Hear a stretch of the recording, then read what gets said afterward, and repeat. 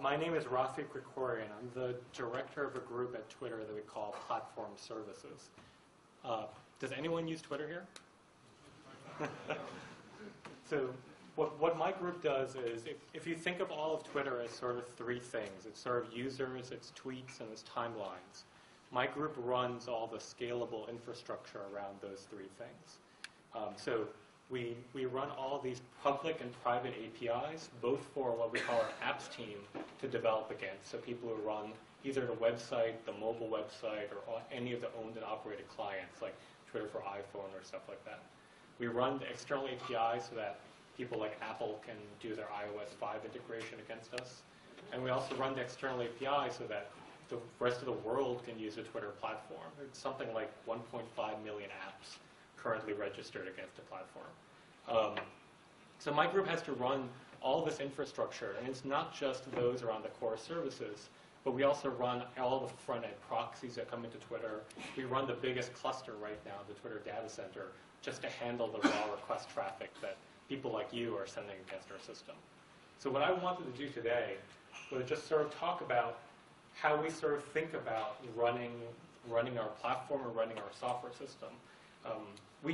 For the longest time, we're the world's largest Ruby on Rails site, and we still probably are. But what my group has been doing over the last 18 months is slowly migrating a whole bunch of our infrastructure away from Ruby and onto the JVM for a bunch of different reasons, and I wanted to cover some of those here today. So it sort of helps to just talk about like what Twitter is and what we sort of do and sort of how we've gotten to where we are today. So this is the first sketch of what Twitter looked like. This was drawn by Jack Dorsey in 2006. And the idea was to create a website or create an SMS service, actually, so that people can put their away messages on and have it syndicated to their friends and their family. So Jack was really infatuated by the away messages people would put on AOL Instant Messenger. And so we wanted to create a website that was just focused on that. One of the things that we always like to say at Twitter is we try to find the simplest possible thing because there's usually a world already inside that. So we wanted to really focus on just away messages, and it turns out that you can build a whole business on top of that. So in 2006, this was what we were trying to build. Like, I think one of the first tweets was just basically Biz saying, like, I'm having a glass of wine and painting my house. So it's just people sort of syndicating that kind of information to their friends, and people are following them. But this is what Twitter looks like today. So in 2012, we're running a global service. And what I mean by a global service is that it's one that can't go down at any point of the day. Like, we measure our uptime with a couple nines on it, hopefully all in the right place. But it's a service that the entire world uses to talk about what they're interested in, breaking news that's happening, incite revolutions, or just sort of communicate and emote with the planet as a whole. Like, we have all these great stories about a plane going down in the Hudson River, and it took 45 minutes before the New York Times covered it. But the first tweet was sent only minutes afterwards by someone who was on a ferry going to pick up people out of that plane that just crash landed. Or when an earthquake happens in Tokyo, the entire world sort of resonated with tweets going back and forth. I'm trying to figure out what happened to their loved ones and whether everyone is safe and what's going on in the area. So this is the kind of service that my team is trying to run at Twitter. How do we keep the core engine of this machinery going so all of you can use Twitter in the way that you want to use it? So it kind of helps to talk about some numbers, and this sort of motivates why we're making these big changes. So Twitter has something like 100 million active users today. It's a bit more than 100 million active users. And they send something like 250 million tweets every single day. That alone is pretty remarkable. Like 250 million unique pieces of content are being pumped through the Twitter infrastructure. But if you just sort of do a quick math on it, it's about 2.5 million tweets a day. It comes to about 3,000 tweets a second in steady state. And why that's important is because the Twitter infrastructure doesn't only have 3,000 tweets a second. That's if you take the entire day and sort of time average it out. What really happens on Twitter is that you get this, what we call a double peak curve come through. So around 8 a.m. West Coast times, at 8 a.m. in San Francisco, we have the highest peak of the day, and it's something like 2x greater than 3,000 tweets a second. Somewhere around 5,500, 6,000 tweets a second are coming in. And that's because we run a global service. So if you look at the way time zones are sort of laid out, 8 a.m. to 9 a.m. West Coast times, people are going to work in Los Angeles, San Francisco, Seattle. It's around lunchtime in New York City, so people are tweeting in New York. There's 1 hour before that in Brazil and Rio de Janeiro, and Rio is a really big, Brazil is a really big tweeting country these days. It's around beer o'clock in London, so people are out drunk tweeting. And it's just around bedtime in Tokyo, so people are saying goodnight to the world. So 9 a.m. West Coast time is sort of this time where Twitter is at its best. It's when all the content of the world is being pumped through it. And as the sun sort of zooms over Hawaii, no one really lives in Hawaii, and sort of picks up back again when it hits Japan, Thailand, Indonesia, China, the Philippines, New Zealand, Australia, it's where it sort of picks back up again and it dives down again as it zooms over the Middle East and back up again as it hits you all in Europe before it goes back over to the US. So that's sort of what the daily curve looks like at Twitter, and that's what we have to plan for, and that's what the infrastructure has to sort of withstand. So just to sort of give like a high-level view for those who don't know what Twitter does, given a particular tweet, what we're really trying to do is fan it out to all the people that are sort of watching a particular person.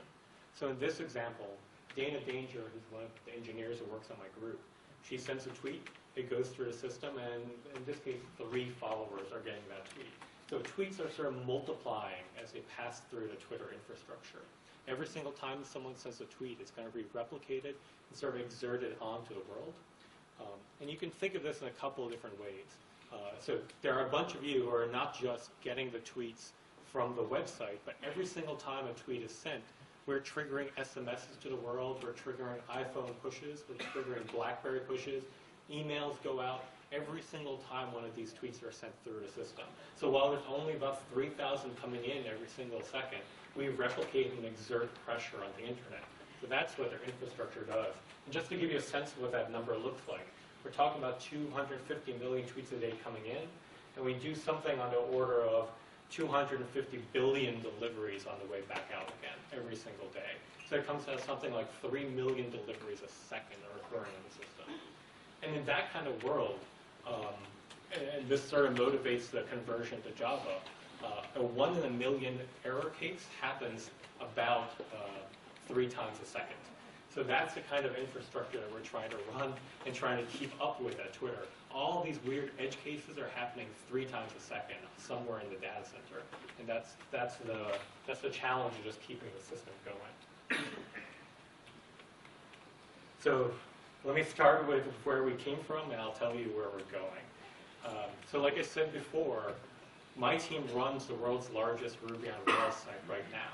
So for those of you who don't know very much about Ruby, most Ruby interpreters are sort of forked off what we call the MRI, the most common Ruby interpreter right now. It's a C-based interpreter. And we built upon it mainly because we wanted to have the strength of Rails at our side. So Rails really allows people to develop websites really quickly and really fast and get new features out the door all the time. However, it sort of has a whole slew of shortcomings that we wanted to get around, which is what I want to focus on. One, it's just not very fast. Ruby is just not a very fast interpreter language. 2, it's sort of a scripting language. It doesn't really have all the concurrency models that one would really want when running a really big application. However, 3, it is a really nice language. So there's a reason why a lot of people who write Java enterprise code all their lives tinker in their hobby time with Ruby, because it's just fun to program in that language. It's a very expressive language. It doesn't have the procedural nonsense that Java has in these days. So these are the reasons why we're still built on Ruby in a lot of ways. We run most traffic coming into Twitter is still handled by the Ruby stack. Something like 85% of all incoming traffic to Twitter is served off of Ruby. The Ruby stack, however, integrates with Java backend services. We use a protocol called Thrift as our RPC mechanism. So we do all the composition and all the rendering in the Ruby stack because it's an environment that our front-end engineers are really comfortable with, and they can just hack around in really fast. But then all the systems engineers at Twitter write the big scalable engines in Java on the back. and we just use thrift to message pass back and forth.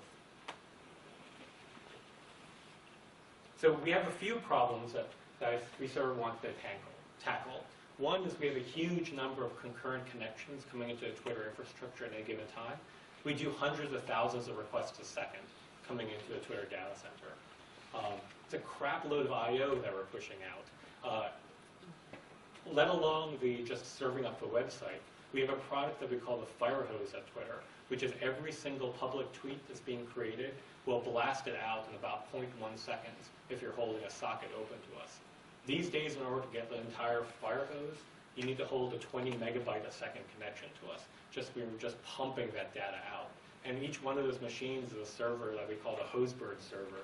And that's one big JVM engine that's just cranking as fast as it can, saturating its NIC, and just shoving tweets out to anyone who can hold a socket open for that long. We're also really aggressive about disconnecting you. If you can't hold a 22 megabyte a second connection to us anymore, we'll just drop you really fast or get support calls all the time for that. And we have very few persistent objects in our stack. Like every single time, like hundreds of thousands of requests a second are coming in. And these are really fast, short connections. They're just HTTP connections coming into the system. Granted, we have Keep Alive turned on for a bunch of sessions. We just launched Speedy for those that are familiar with that upgraded protocol that Google has been supporting.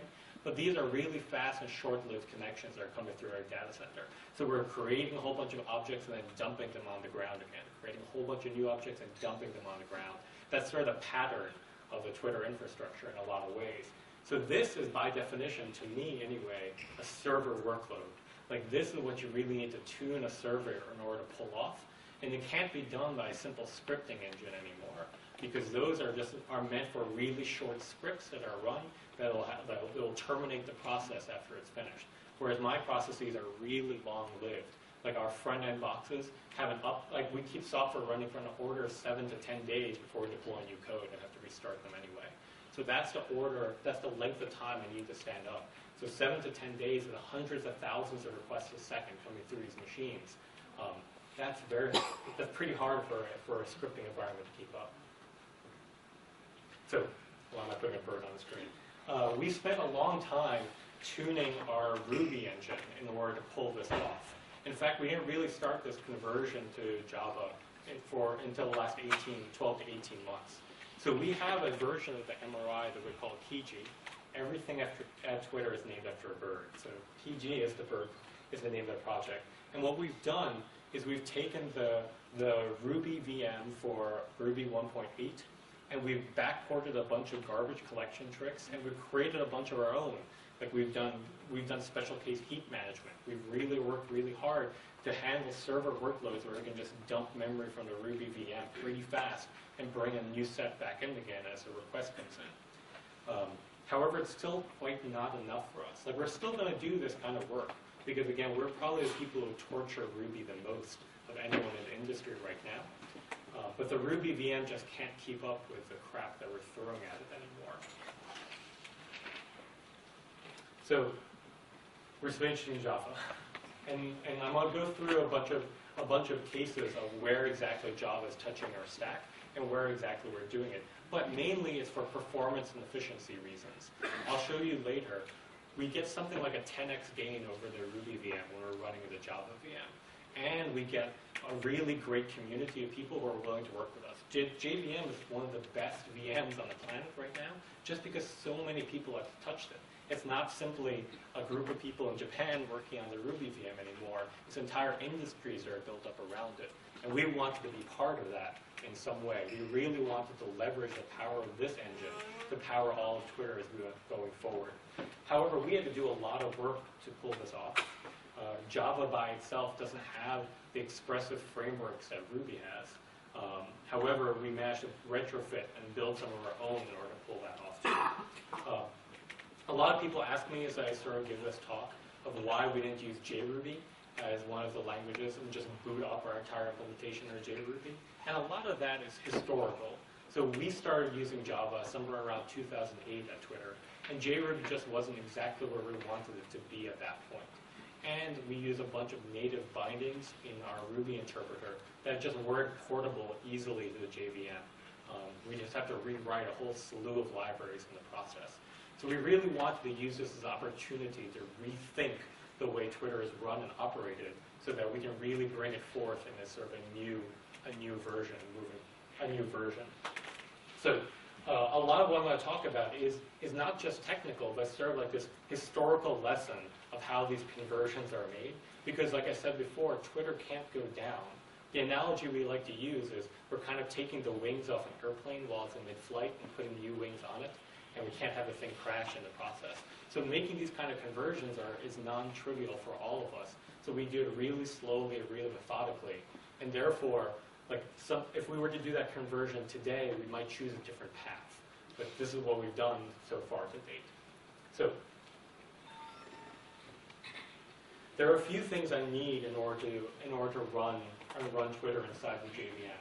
So one, I need to be able to handle server workloads. We've talked about that already. I just need to be able to handle raw transaction speed coming through Twitter. Second is I need an efficient language. Java itself, in my opinion, and the opinion of most engineers at Twitter, is not an efficient language itself. The virtual engine is an awesome one, but the language is not one that we wanted to work with at Twitter.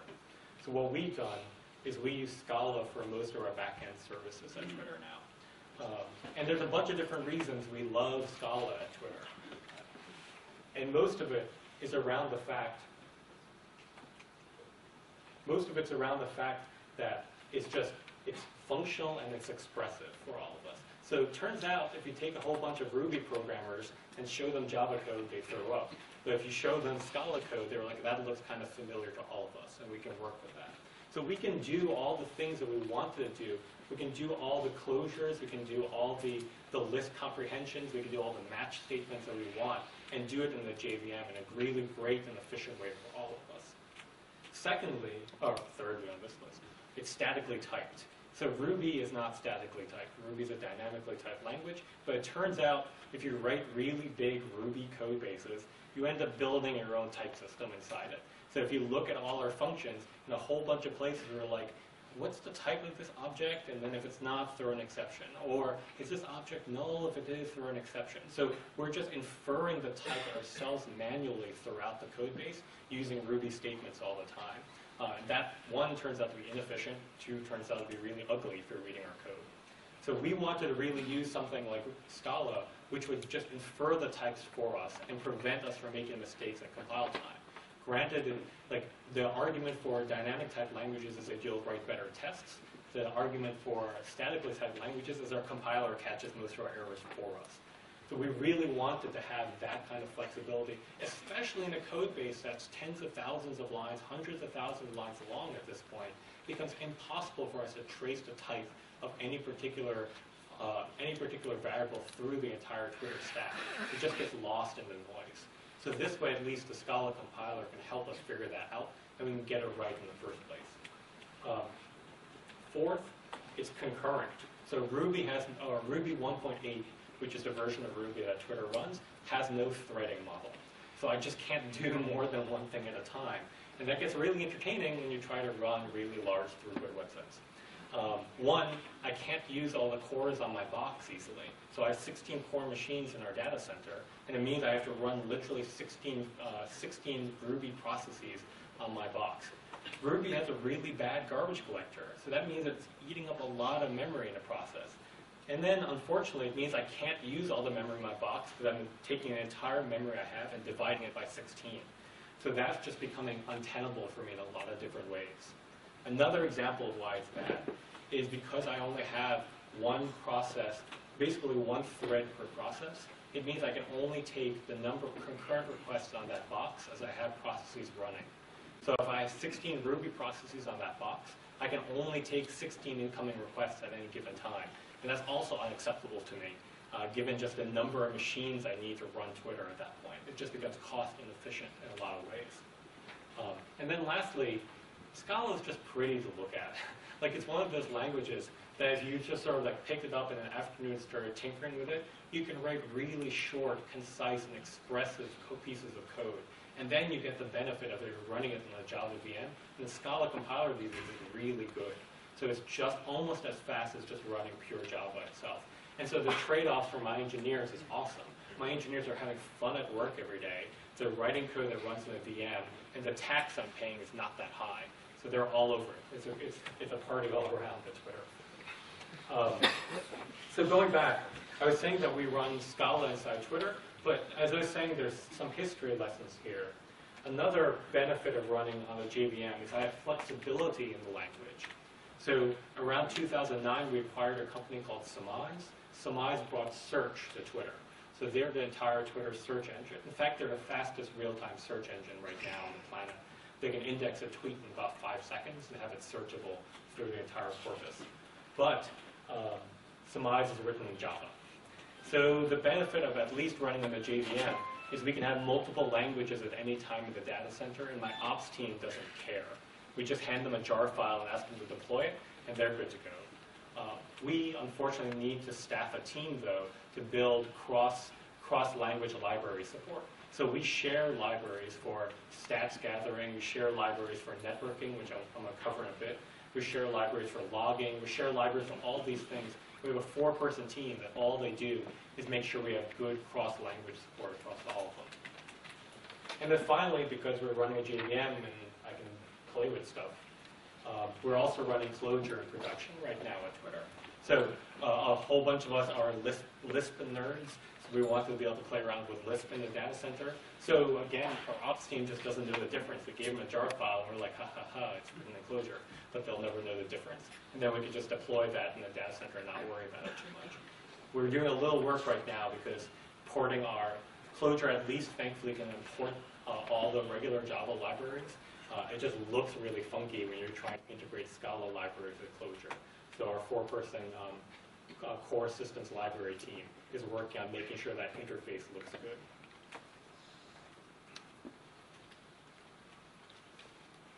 And like I was saying before, all this just provides me a real good concurrency model. Like I can actually do what we call scatter-gather requests through the data center. So if a request comes in for your home timeline, I can hit simultaneously about 50 machines in the data center to pull back all the tweets, start doing relevancy and ranking algorithms, and return it all in less than a second. In the Ruby world, I couldn't do that. In Ruby, we had to pre-compute your timeline.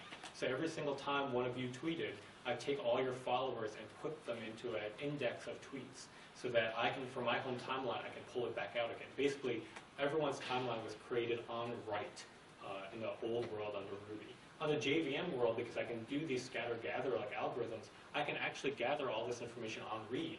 So I make a request in a data center, and I can ask 50 different machines, give me all the tweets that might be pertinent to Raffi. They'll start streaming those back, and we can start ranking them and classifying them on the fly and return in less than a second back to the user. And it's just something we couldn't do before because we didn't have this good threading model in the Ruby stack. So we now have that, and it gives us much flexibility. So what I want to do is sort of just highlight this for a second, is that we're an event-driven real-time problem at Twitter. So every single time a tweet comes in, we cascade through the data center and through a bunch of different JVM pieces of machinery in order to do computation. And they're all handing off to each other. It's one big message-passing bus. So every single time a tweet comes in, we scatter-gather, those might scatter-gather some more, and this just ripples through the data center, and it frankly ripples through the world. We have a whole bunch of systems which are globally replicated, again, all built on Java, so that when a tweet gets stored to disk, it gets pushed out to different data centers around the world to be stored on disk out there as well. So what really powers all this is a system that we call Finagle. So what Finagle does is it's our asynchronous generic RPC networking stack at Twitter. So what it allows us to do is it is protocol agnostic. It doesn't care whether we're talking HTTP, Thrift, Memcache, Redis, whatever protocol we want to talk. We can write adapters for Finagle to talk really easily between all of them. And then we build servers and clients at Twitter, all powered by Finagle, because it gives us really strong networking guarantees. And I'll show you a bit of them in the coming next few slides. But what we really try to do is we don't want to have to worry about load balancing. We don't want to worry about retry rates. We don't want to worry about how to handle timeouts. Finagle just does this all for us and does it in a really elegant and simple way that's consistent across the board. We used to get into problems at Twitter all the time where two different teams would define timeout differently when you're talking to servers. So at least with one common library, we can all do it in one way and not get confused anymore. So just to show some quick code. So this is sort of the interface for a service that wants to run on Finagle these days. So it's really easy. Like your apply is basically all it needs to do. So if you're running a server, we're going to apply a request into it, and you get a future back with the response. What a future is basically a promise that we're going to return a response later. It allows us to decouple the communication for a second. So then we can run a whole bunch of these. So Finagle is powered on top of netting, and it's powered on top of the Java NIO stack. So behind all this is one big select loop that's sort of running one huge state machine for the Finagle stack for us. But I didn't want our engineers to have to worry about that kind of complexity when writing their code, because it was inevitable that every single team was going to write it something slightly differently from each other. So we wanted to have one way to do this type of asynchronous event-driven RBC. And then just to get the response back, you just sort of apply the request into the service method. And so the response here is a future, and that future at some later date will have the contents of the request coming through. So let's just go through a very quick example. So the idea here is really simple. We're gonna issue the request. When we get the response back, is basically our standard hello world. So just to talk it through, we issue the request to the service object. That returns a future. So at this point, Finagle might choose to do something else, but the programmer doesn't have to worry about that. The program is hidden from that complexity. When the future actually has the response from the network request. Now, the network request may have done a whole bunch of different things. So if it's a client server, the server may have gone wonky for a second, and the client may have had to do 2 or 3 retries against it. Or if there's a big cluster across it, the client may have had to choose the appropriate piece of machinery in that cluster to make the request against in order to do proper load balancing. But again, we've hidden that all from the programmer. It all happens in a generic way across our data center just using the Finagle libraries. So when the request is fulfilled, the onSuccess handler is called, and that sort of triggers this block of code. The contents of the future are passed in as the response variable, and then we can just simply print it out to the screen. So this is the world's most trivial example, so I apologize for that. But what I'm trying to show here is that there's a couple of different steps, and they're happening asynchronously from each other, but the programmer doesn't have to worry about that. So every single service at Twitter is built using this model these days. So we don't have to worry about just managing threads anymore. We don't have to worry about how to saturate cores. So on the concurrency side. And on the networking side, we don't worry about load balancing. We don't worry about service discovery. We don't worry about naming. All that just sort of happens automatically for us. So a more complicated example. So let's talk about the home timeline again for a second. So the home timeline is everyone I follow and all their tweets merged together into one huge timeline for me. So we have a few different systems at Twitter that'll do this. We have a timeline service. I can ask the timeline service for all the tweets that make up my home timeline. It'll return me a list of IDs. I have a tweet service. Given an ID, it can return me the actual tweet. And then I have a user service that, given a user ID, can return me everything about a user. So a tweet is more than just the tweet or text itself. It's the user information as well, because we want avatar images, we want usernames, and stuff like that. So if we're trying to look at what that might look like in our data center, in our code base, kind of looks something like this. It's really simple. This is talking across 3 different services, composing the response together and returning it back, and handling error cases, handling retry cases, handling service discovery. All of that is happening in just a couple of lines of code. So to talk this through, given my user ID, I can issue that to the timeline service, and then the timeline service, when it's finished, will return a slew of tweet IDs for me that make up my home timeline. I can pass those tweet IDs into the tweet service, ask the tweet service, given these IDs, return me all the tweets. And then I can get the tweets back. Given those tweets, I can pull out the user IDs. So this is an implementation nuance for us. Every single tweet at Twitter, doesn't actually contain the user object, it just contains the ID to the user. So this way we don't have to worry about duplication. So we pull out all the user IDs and ask those of the user service to give us all those users back. So finally, on success here, we get the users back, and then we can generate all this data back together to actually create the JSON response for the API request that's coming in. So this is almost quite literally all we do whenever someone asks for their home timeline from the API. Finagle does everything else for us. Finagle handles the incoming HTTP request. Finagle decodes the HTTP request. Finagle finds the JSON representation. We have to do a parse. We have to do a parse on the REST API. But then we can just pass it through to call a bunch of backend services, aggregate the response back, and return it. So that's all that Twitter does these days because we've abstracted away the rest of our networking stack.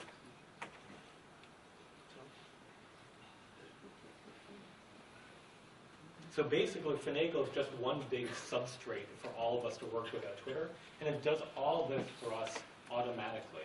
The connection management, it'll handle if you don't want more than 10 simultaneous sockets open to a backend server, Finagle will do that for us.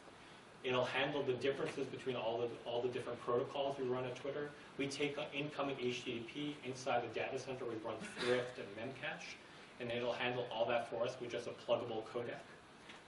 It handles all error cases for us that we know of right now. So if servers go offline or if servers just start misbehaving, Finagle knows how to start routing traffic around it for us. It does distributed tracing, which is actually quite cool. What distributed tracing means is it basically gives us a call stack across the entire data center. So when a request comes in our front end door, or when it comes in our front door, and we scatter gather across the entire data center, we record every single machine that request has hit and spawned off to, what time it hit it down to the millisecond, what the contents were, what the header was, so we can actually see a request propagate through the data center pretty easily. And we use this just to debug the system. So if we want to know whether or not a piece of code is working properly, you can pull up in a call stack easily on a single box, but this allows us to open a call stack across the entire data center. It does service discovery for us. We try really hard never to hard code in host names or ports into Twitter. In fact, when a service comes online, it publishes itself into Zookeeper, so that other clients can just ask Zookeeper, where's the tweet service today? And they'll tell you so we can go there. This way we can be really flexible in taking machines in and out of production pretty fast. And then finally it does observability for us by magic. So I know exactly how many requests have failed. I can get histograms of everything I want to know over the particular service's health. So I just want to show one last piece of code, or second to last piece of code. This is what it looks like to build a server in Finagle. And this is all we kind of have to do these days. We give it a service name, and that's used for statistics gathering and for logs. We give it a receiver in which to dump all the statistics requests. So how many times have we hit a timeout? Who are all the different servers talking to us? That distributed tracing engine, we have a trace receiver that we dump that all to. We're telling the server it's going to receive HTTP. We could have easily said it's going to receive Thrift just by putting a Thrift codec there instead. It can handle 1,000. We're configuring to handle 1,000 concurrent requests, and our timeouts are set at 500 milliseconds. This is actually really important. As I said before, for the longest time, we would have differing definitions what it meant for it to be a timeout at Twitter. So now we have a uniform way to say what a timeout really is, and this way clients and servers can play really well together. And then finally, we just build the server from there. And from here on out, on whatever port we've configured this to, it'll take incoming HTTP requests. That's all we have to do. In fact, for front-end proxies at Twitter, this is basically their initialization sequence. And with those guys handle hundreds of thousands of requests a second coming through. So if we were just to look at the other side, how to create a client, it looks almost exactly the same. We're telling it to, oh, that's kind of weird. We're telling it to go to the timeline cluster and find that. We're telling it it can have we have this thread pool of 5 connections, and it's going to max out at 10 connections on a given client. We're going to set the idle time to 5 seconds before we disconnect, 3 retries in case something fails, and a maximum timeout of 500 milliseconds. And again, that's all we do to configure a client at Twitter. And from here on out, we're good to go. And we can say this is a Thrift client, an HTTP client, and just not worry about it. So this is kind of the powerful stuff that we're building on top of Java now that we've gotten it into our data center properly. So it would kind of help to sort of just look at what our infrastructure looks like in order to pull this off. So I was saying before, we trade in three things at the data center. I trade on the RAM and CPU level, I trade in bandwidth, and I trade in machine density. It's sort of like this space that I have to work with. So Ruby, unfortunately, pushed me really far into RAM and CPU, but didn't give me much bandwidth coming out. What Finagle and Java has let me do is I barely use any CPU, and I max out a 10 gigabyte Ethernet connection trivially. So that's the kind of power that we're trying to get out of the Twitter data center. And in fact, what this means for us in the future is we can get cheaper hardware. I don't need to have really big CPUs on the box. I just need really good networking, because all Twitter is shoving out data as fast as I can. So I just want to show a quick diagram of kind of like how our networking stack is laid out. So we have a storage layer, which is 4 major stores. These are all Java written right now. We store all timelines, tweets, users, and the entire social graph. We use it on a library that we call Gizzard, and what Gizzard allows us to do is a JVM library that allows us to do sharding and replication globally. On top of that, we have a couple of standard layers on. We have our model layer with our business objects, and we have a composition layer on how to bring that all together and render it. And historically, that's been the Twitter app, which is what we call the monorail. It's the monolithic Ruby application. So the monorail right now still serves about 85% of all traffic at Twitter. We're still in the process of pulling things out of it. What we've been doing is finding core pieces of it and sort of porting them out into Java and Finagle and running them on the side, and either integrating back to the monorail or just serving traffic directly. So a few examples that we have in production right now. So a user service, a tweet service, and a timeline service. And what these guys do is they maintain, again through Finagle, massive caches, something like 5 terabytes on the user cache alone, just so that we can hold the entire corpus in memory across a couple hundred machines in a data center. And every single time a request comes in, Finagle just finds the right machine and returns it for us. So what we've been trying to do is break out the next layer, which is a composition layer. It's away from Ruby and onto Java as well. To pull that off, though, we need to route traffic away from the monorail. In this world, all traffic was coming to the monorail and nothing else. So we built a system that we call the TFE, which is a Twitter front end. It's a Java-based system, Scala-based system, running Finagle. This handles all incoming load to Twitter right now. So every single time one of you pulls open Twitter, you're hitting the TFE. The TFE inspects all the data about your request, does authentication checks, does rate limiting checks, and then figures out where in the data center to route that request. So for 85% of the traffic, it still goes to the Ruby stack. But for some percentage of that traffic, it goes off to our Java stack right now, which renders the API. And the speed difference is actually pretty amazing. So the Twitter app can do a render of the home timeline in about 45 milliseconds. The Java app can do it in 4 milliseconds. The 95th percentile on the Ruby app puts it somewhere around 250 milliseconds to do a render, so 0.25 seconds. The 95th percentile on the Java app is somewhere around 10 milliseconds. So not only have we made it significantly faster, we've tightened the bounds by using a JVM. And we account a lot of that just beyond garbage collection on the machinery itself.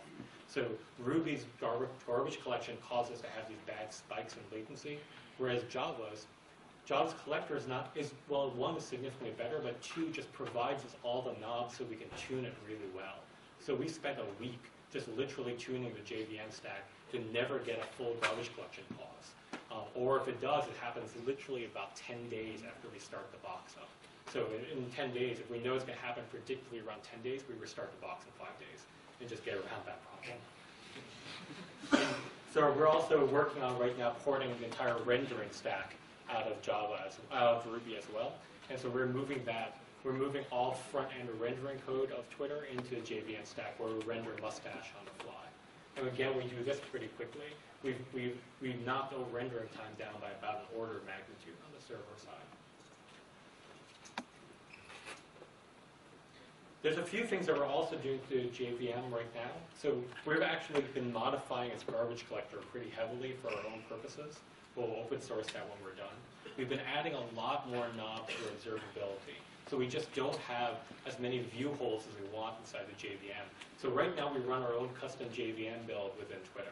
And a lot of it is, like I said before, around garbage collection and observability. But we're looking at even sort of extending that further. Like I was saying before, we don't have very many long-lived requests. So we really want to work on different models of garbage collection where we can just dump entire frames out of memory really quickly. So every single time a request comes in, we just trash it and not have to worry about it. Just completely remove all pointers and everything from it. So we've been working on integrating Finagle really tightly with our own custom built JVM, so we can really tune that really well.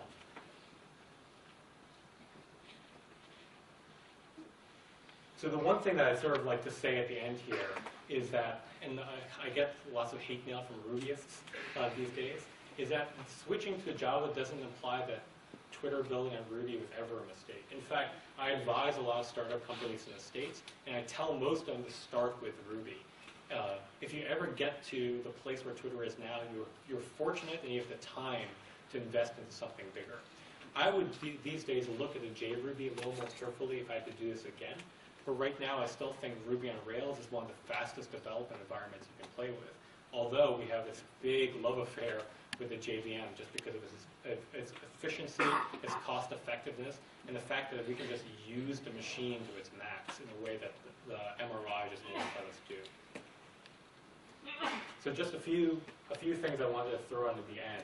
So I was telling you about that 2 daily spike. And the reason we can withstand that is we honestly think it's because we built a lot of stuff on Java and we just controlled a lot better. So the Super Bowl is one of those 2 or 3 time a year events in the States that we know something bad's about to happen. And so these are just a few tweets that sort of show it off. So 10,000 tweets a second in the final 30 minutes. And I was telling you we average around 3,000 tweets a second. 8,000 tweets a second during a halftime show. The biggest spike is around 12,000 tweets a second. So if you think of Twitter's daily curve as sort of a heartbeat that looks something like that, so you can think this is a 24-hour time period, and that's the first daily peak I was telling you about. What the Super Bowl ends up looking like is something like this in the middle of the week. And that's what we're trying to build for, and that's kind of what we think that Java's allowed us to do. And before, in like 2009 and 2010, we were still running on Ruby, and this would have taken the site down. And we just don't have those kind of outages anymore running on the JVM for our backend services. So that's kind of all I have. I'm around. You can all follow me. You can all mention me or DM me if you have questions. Thank you.